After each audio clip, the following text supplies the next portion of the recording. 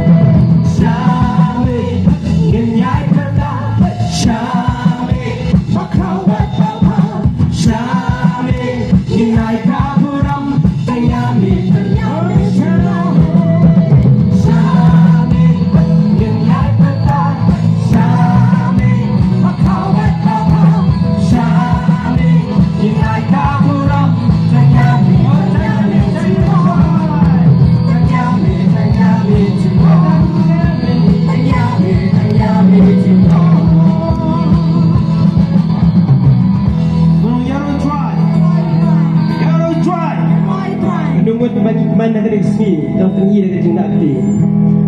Tengok lang, kena kesini. Kena kesini. Dapat pelong dong try. Enchatment.